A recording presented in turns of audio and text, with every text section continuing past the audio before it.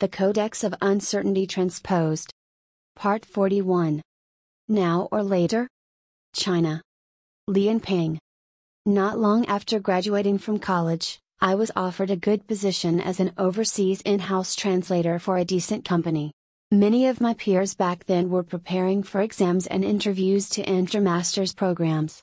Tired of school and unwilling to turn down the position, I jumped right in and started my career. However, after working here and there for 5 years, I found myself wanting to pick up where I left off and pursue a master's degree. It was a tough choice. Joining a full-time master's program would mean halting my career and spending all my savings for something that may or may not benefit me. I was well into my 20s. Would going back to school for 2 years be worth the time? I needed a little while to really think and evaluate. I quit my day job, came back from abroad and started a small business to earn a living. At the same time I sat down and did some solid thinking. 1 whole year was spent making the decision and preparations. Then I sold my business, said goodbye to my colleagues and left my homeland yet again, this time to become a full-time graduate student. Many fresh undergraduates face the same question that I did: should I get a master's degree while I'm still familiar with the work from my bachelor's degree, or should I get a job first?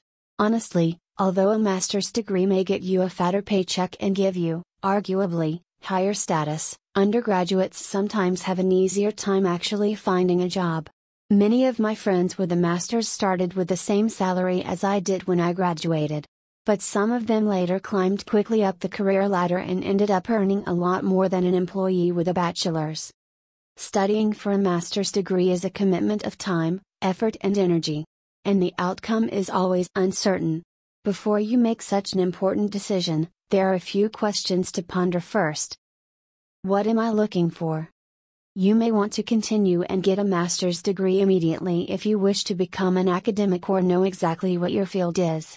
But if you are not sure and may consider changing your career later, it might be best to postpone graduate school. Entering a master's program is the easiest way to change your field later on. One of my friends switched from linguistics to law and became a lawyer after graduate school. It is very important that you know exactly what your goal is before anything else. Do I have the financial means? Let's be realistic here. Graduate schools are expensive. Except for the tuition, you need to pay for room and board, books and office supplies, etc. In principle, there are 4 ways you can get funded: scholarships, self-funding, student loans or parental support. One of the advantages to getting a master's later is that you can fund yourself with the money saved from work and be an independent student. But by the time you graduate, you may have gone overboard and used up all your savings and have to start with nothing all over again. If you have abundant financial support from your parents, or the school is willing to grant you a scholarship, heading straight into a master's program might not be a bad idea. Personally, I think it's risky to take out loans for a master's degree which probably won't yield benefits quickly. Before you know it, you may get caught knee-deep in a swamp of debts over the next couple of years. How is the job market? Today's job market is highly competitive and changes constantly. As I mentioned earlier, sometimes a person with a bachelor's degree has it easier than one with a master's when it comes to landing a job. Some employers, based on my experience, prefer undergraduates because they are like a piece of blank paper and easier to train, while graduates are equally without experience but are more arrogant and demand more. Companies value experience more than a diploma. If there is a good offer right after college, it is wiser to go for the job first. Later, when you pursue your master's degree, you will be able to combine practice with theory and gain deeper insights than your classmates. With several years of work experience plus a higher diploma under your belt, your competitiveness will be greatly enhanced and you may finally find your dream job.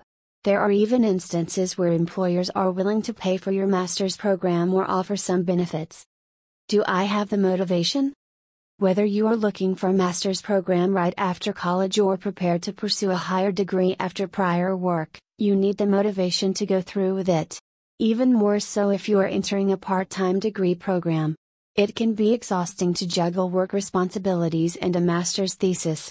Not only is it a time commitment, you also need to dedicate considerable effort to finish what has been started.